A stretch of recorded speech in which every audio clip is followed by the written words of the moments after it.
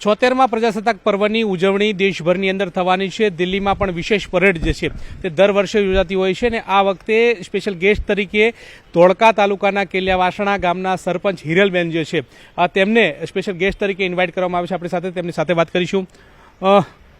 મહિલા સરપંચ, ગામની તો પ્રગતિ કરી, હવે દેશમાં તમે તમારી જે કામગીરી કરી છે એની નોંધ દેશભર લેવાનું છે અને આ તમે ત્યાં જવાના છો, સ્પેશિયલ ગેસ્ટ તરીકે ઇન્વાઇટ કર્યા છે, કેવી અનુભૂતિ કરી રહ્યા છો?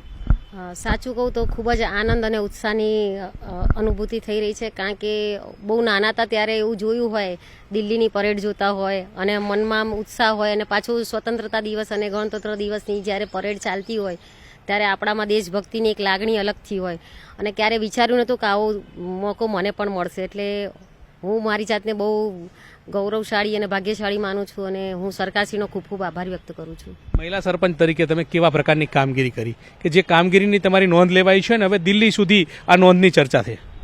જળ જીવન મિશન અંતર્ગત વાસ્મોનું જે કાર્ય પદ્ધતિ છે એના અંતર્ગત જ્યારે મેં 18/1/2022ના રોજ મેં જ્યારે સરપંચ તરીકેની કાર્યભાર સંભાળ્યો ત્યારે મારા ગામની મુખ્ય સમસ્યાઓમાં મારું ફોકસ થયું અને મને એમ થયું કે પહેલાં તો મૂળભૂત પાણીની મહત્ત્વની જરૂરિયાત છે, પહેલાં એનું નિરાકરણ લાવીશું।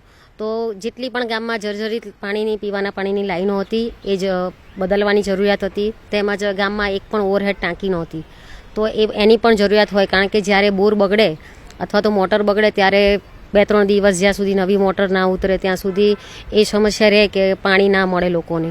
પેલું ટાંકી હોય તો એમાંથી સપ્લાય કરી શકીએ। તો હું તરત જ રાજદીપ સાહેબને મળી, બ્રહ્મભટ્ટ સાહેબને, અને મેં ભૌગોલિક અને સામાજિક રીતે કીધું કે મારા ગામની વસ્તી 7,500ની છે અને મારે ઓવરહેડ પાણીની ટાંકીની જરૂરિયાત છે અને આ રીતે પાણીની લાઈનોની જરૂરિયાત છે અને સાહેબે મને બહુ પોઝિટિવ રિસ્પોન્સ આપી અને મારા અને સાહેબના માર્ગદર્શન નીચે અમે સંપૂર્ણ કામગીરી 1 વર્ષની અંદર પૂર્ણ કરી દીધી। આજે કેટલા લોકોને સીધું પાણી મળતું થયું છે અને આ પાણીની જરૂરિયાત તમે પૂરી કરી છે, એને લઈને લોકો તમારા ગામમાંથી શું કહે છે અને ગુજરાતના લોકોને તમે આ પાણીની સમસ્યા દૂર કરી એને લઈને શું કહેશો? મારા ગામની વાત કરું તો અત્યારે 7,500ની વસ્તી છે ગામમાં અને આકાણીવાળા 1800 ઘર છે, જેને કમ્પ્લીટ નલ સે જલની સુવિધા અમે 100% કામગીરી પૂર્ણ કરેલ છે। એટલે ગામ લોકો તો એમાં બહુ જ ખુશ છે અને દેશ માટે તો શું કહેવાનું કે પહેલી મૂળભૂત જરૂરિયાત પાણી છે આપણું, તો પાણીને 100% કામગીરી આ રીતે બધા જ ગામના સરપંચો અને બધા કરે તો વધારે સારું છે। અને બસ આ જ કહેવું છે કે વાસ્મો બહુ સારું કામ કરી રહ્યું છે અને જલ જીવન મિશન જે આપણું ખાતું છે મંત્રાલય, એ પણ આ મુદ્દે બહુ સારું કામ કરે છે અને અધિકારીઓનો પણ સારો સપોર્ટ રહે છે।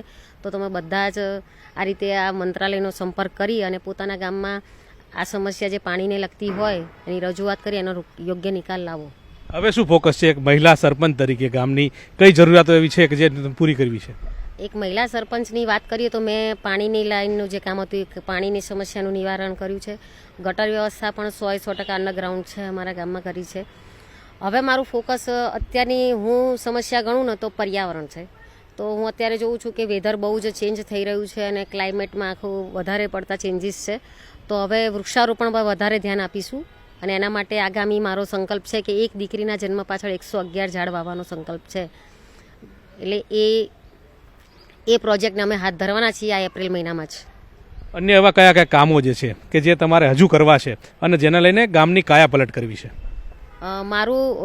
મને સૌથી વધારે વૃક્ષો પ્રત્યે પ્રેમ છે, એટલે હું વૃક્ષારોપણ પર વધારે ધ્યાન આપીશ અને સ્વચ્છતા। તો હું આયા પછી સરપંચ બન્યા પછી મેં એક ટ્રેક્ટર ટ્રોલીની પણ ગામમાં વ્યવસ્થા કરી છે, જેથી ડોર ટુ ડોર કલેક્શન થાય।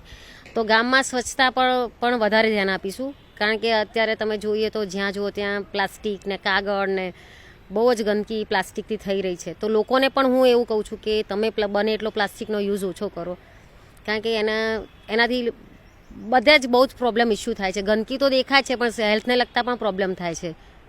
ચોક્કસથી તો આ હતા હિરલબેન, તેમનું કહેવું છે કે ગામની મુખ્ય સમસ્યા પાણી હતી અને પાણીની સમસ્યાને તેમને ભૂતકાળ બનાવી દીધી છે અને હવે પર્યાવરણનું જતન કરવું અને વેધર જે પ્રકારે બદલાઈ રહ્યું છે તે વેધરની સમસ્યા દૂર થાય, એટલે કે પર્યાવરણની જાળવણી થાય તે પ્રકારની કામગીરી તેમના ગામમાં કરવી છે। અને આજે આ પાણીની સમસ્યાની નોંધ જે છે તે કેન્દ્ર સરકાર દ્વારા લેવામાં આવી છે અને તેઓ સ્પેશિયલ ગેસ્ટ પણ આગામી દિવસોની અંદર બનવાના છે।